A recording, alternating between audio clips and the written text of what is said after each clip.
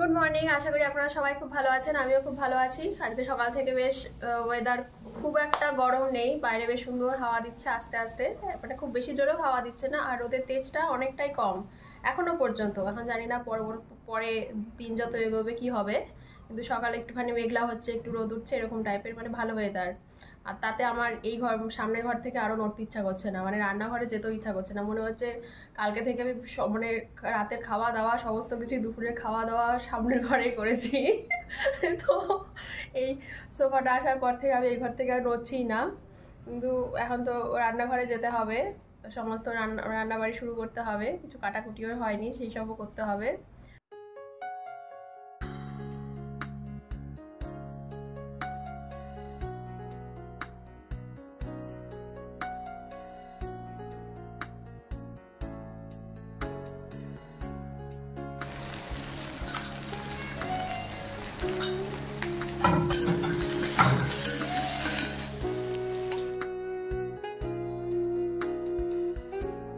আমি পোহায় একটু গরম মশলার গুঁড়ো দিই, আমার ভালো লাগে খেতে।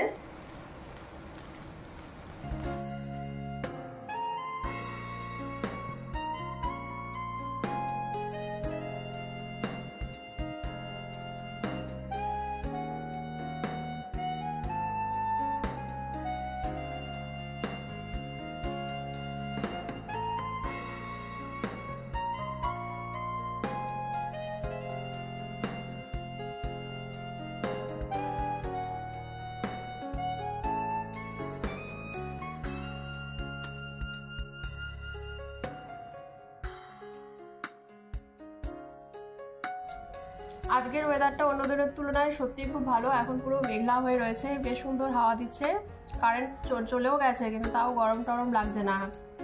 এরকম ওয়েদারে না রান্নাবাড়ি করতে একদম ইচ্ছা করে না। মনে হয় খাটের ওপরে বা সামনের সোফাটার ওপরে বসে থেকে একটা টিভি চালিয়ে একটা সুন্দর দেখে মুভি দেখবো, সাথে খাবার দাবারের কোনো চিন্তা থাকবে না, চাই মানে মুখের সামনে চলে আসবে খাবার দাবার। তো তা তো আর হয় না, সে তো যেতেই হবে রান্নাঘরে। সকালেরটা করে আসলাম, এবার দুপুরেরটা শুরু হবে এটা খেয়ে। আমার হাজবেন্ড কাজ করছে ওই ঘরে, কি সুন্দর পর্দা উঠছে।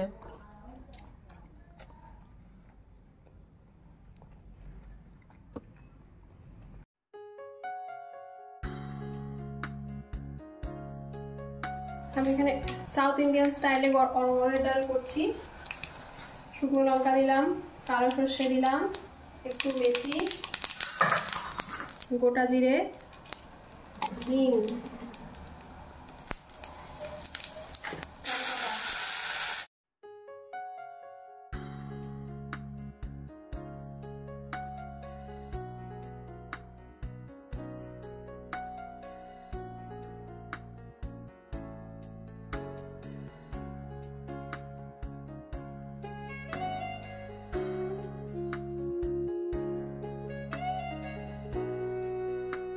অরহরের ডালটার মধ্যে প্রায় 6-7টা সিটি দিতে হয়েছে, কারণ আমি অরহরের ডালটা অনেকক্ষণ ভিজিয়ে রাখিনি, আধ ঘন্টা মতো ভেজানো ছিল, তার জন্য 6-7টা সিটি দিতে হয়েছে। আর এখানে আমি উচ্ছে ভাজা বসাবো, সর্ষের তেল দিয়েছি কড়াইতে, কালো সর্ষে দিলাম আর মৌরি দিলাম। উচ্ছে ভাজার মধ্যে মৌরি দিয়ে দেখবেন স্বাদ অনেক বেড়ে যায়, উচ্ছেটা একটু তিতো তিতো থাকে, তার মৌরিটা একটু মিষ্টি মিষ্টি ভালো লাগে খেতে। উচ্ছে আর মৌরির কম্বিনেশন হেভি। মৌরি দিলাম, এখানে রসুন রয়েছে সেটা দিয়ে দিলাম, কাঁচা লঙ্কা দিয়ে দিলাম,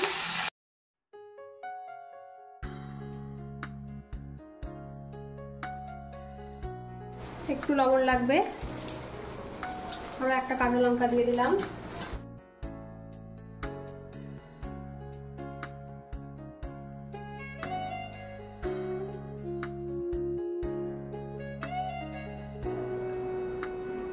প্রেসার কুকারের স্ক্রুগুলো হালকা হয়ে গেছে, খুলে যেতে পারে হ্যান্ডেলটা। তারপর এখন যদি না আটকে দিই স্ক্রুড্রাইভার দিয়ে, তাহলে আবার কখন খুলে যাবে, তারপর একটা বিপদ হবে, গায়ের মধ্যে ডাল ফাল উল্টে পড়বে।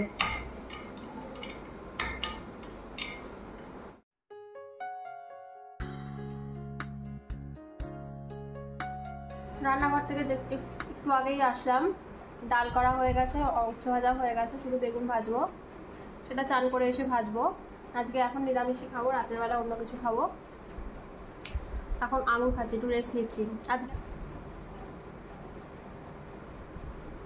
ওই নীল রঙের ওই ফ্লাওয়ার ভাসটা, যেটা ফ্লাওয়ারটা দেখছেন, ওটা ওই এইখানটাতে রেখেছিলাম, মানে শু ক্যাবিনেটটার পাশে, কিন্তু পর্দা এত উঠছে ওটা বারে বারে পড়ে যাচ্ছে, ওই কারণে ওটা ভাবছি এখানেই থাকুক। আর ওই ফুড ট্রেসটা ওখানে রেখেছি।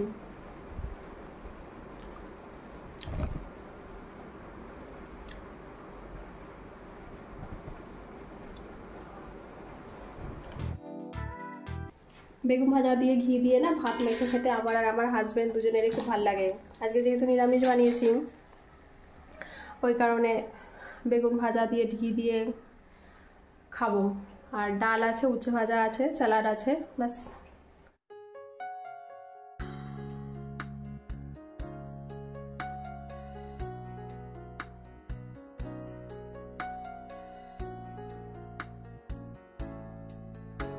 আমি এখন এখানে মিল্কশেক বানাবো, তার জন্য আমি একটা আম নিয়েছি।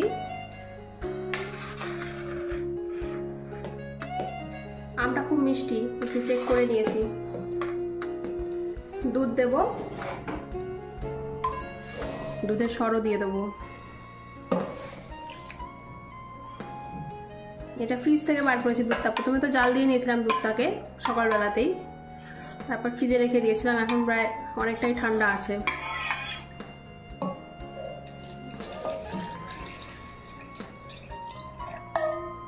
কয়েকটা কাজু দেবো, এটা না দিলেও চলে, কিন্তু আমার ইচ্ছা হয়েছে দেওয়ার, একটু ঘন খাবার।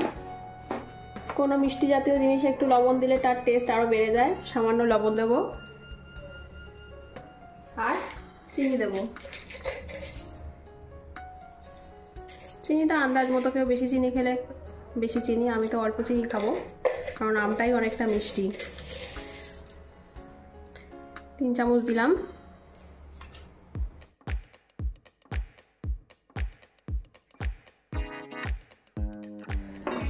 আর একটু চিনি লাগবে।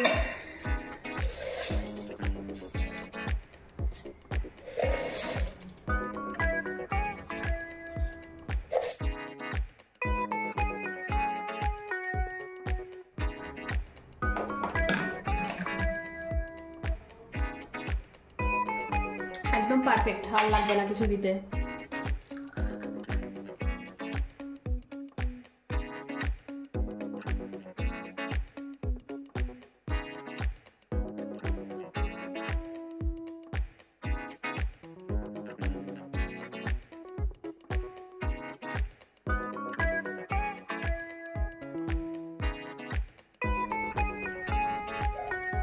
ওপরে একটু কাজুও দিয়ে নিয়েছি।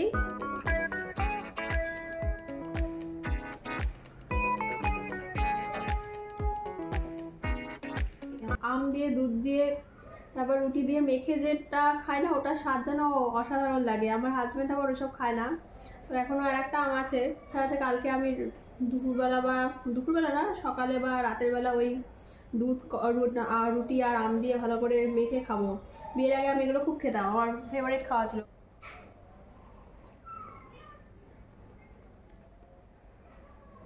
খেয়ে নি, দারুণ হচ্ছে এটা।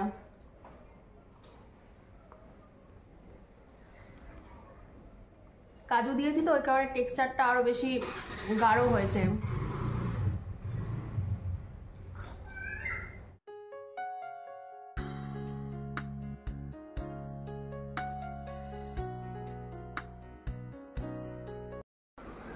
Good evening.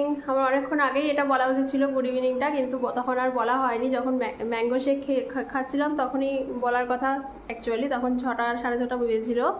তো এখন আমি পনিরের তরকারি করব, তো তারই প্রিপারেশান কিছুটা নিয়ে রেখেছি।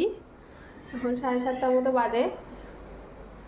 আর রাতের বেলায় রুটি করব, কালকে তো আটা মাখিয়ে রেখেছিলাম, আর দুপুরে ডাল আছে, আর পনিরের তরকারি দিয়ে ভালো মতো হয়ে যাবে ডিনার। এখানে তো দুপুরের ডালটা আছে, অনেকটাই আছে, আমাদের দুজনের ভালো মতো হয়ে যাবে। আর পনিরটা আমি এখানে ছোট ছোট করে কিউব করে কেটে নিয়েছি। আর এখানে আমি 2খানা পেঁয়াজ নিয়েছিলাম, সেটা কুচি কুচি করে কেটে নিয়েছি। আর এখানে একটা টমেটো পেস্ট আছে, আর জিঞ্জার গার্লিক পেস্ট আমি রেডিমেড ইউজ করব। আমার বর কাজ করছে, কাল পরশু 2 দিন ছুটি, এখানে আমি সাদা তেল দিয়েছি, এর মধ্যে একটু লবণ দেব, একটু হলুদ দেব, আর একটু কাশ্মীরি লঙ্কার গুঁড়ো দেব।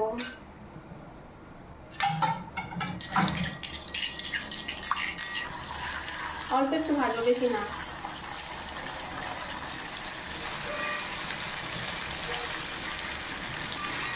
আমি দুপুরে একটু এই তেলটার মধ্যে বেগুন ভেজেছিলাম, ওই কারণে একটুখানি কালো কালো হয়তো দেখতে পাবেন, কিন্তু এই তেলটা শেষ করে ফেলা ভালো আজকেই, তাই এই তেলটার মধ্যে রান্না করে নিচ্ছি।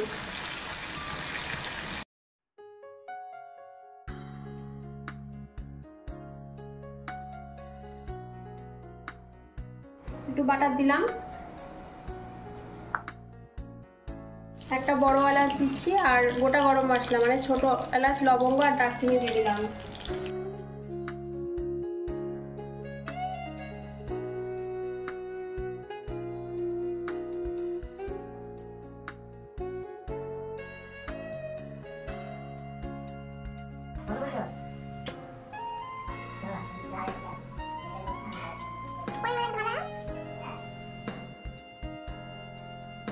রেগুলার মশলা দেব, লবণ দিলাম,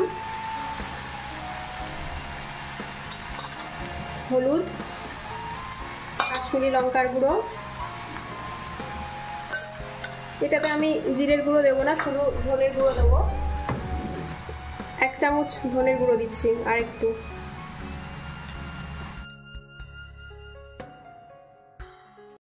এটার মধ্যে কাজু পেস্টও দেওয়া যায়, কিন্তু আজকে আমি আর কাজু পেস্ট দেবো না, কারণ বিকালে ওই মিল্ক শেক খেয়েছিলাম, তো তার মধ্যে তো কাজু বাদাম দিয়েছিলাম অনেকটাই, তাই জন্য যদি এখন দিই একটু বেশি রিচ হয়ে যাবে, সেই কারণে ওটা আজকে স্কিপ করলাম। এবার গরম জল দিয়ে দেবো, জলটা ফুটে উঠলে পনিরগুলো দিয়ে দেবো।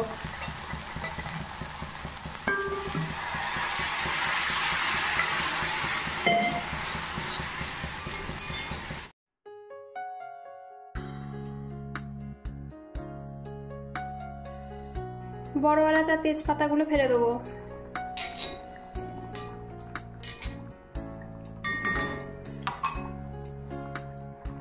গরম মশলার গুঁড়ো,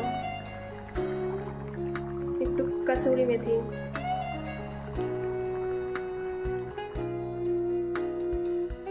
এটার মধ্যে ক্রিমও দেওয়া যায়, কিন্তু সবার দিলাম না।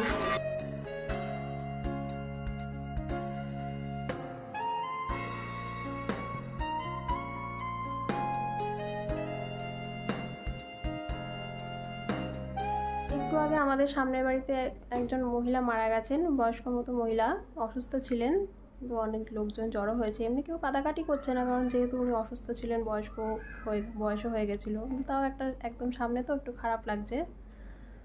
তো ঠিক আছে, আমার ব্লগটা আমি এখানে এন্ড করলাম। আপনারা সবাই খুব ভালো থাকবেন। আর পনিরের তরকারি তো করলাম, আর রাতেরবেলা জাস্ট রুটি করবো, ডাল আর পনিরের তরকারি দিয়ে খেয়ে নেবো। তো ঠিক আছে, আপনারা সবাই খুব ভালো থাকবেন, সুস্থ থাকবেন, নিজের শরীর আর মনের খেয়াল রাখবেন। টাটা।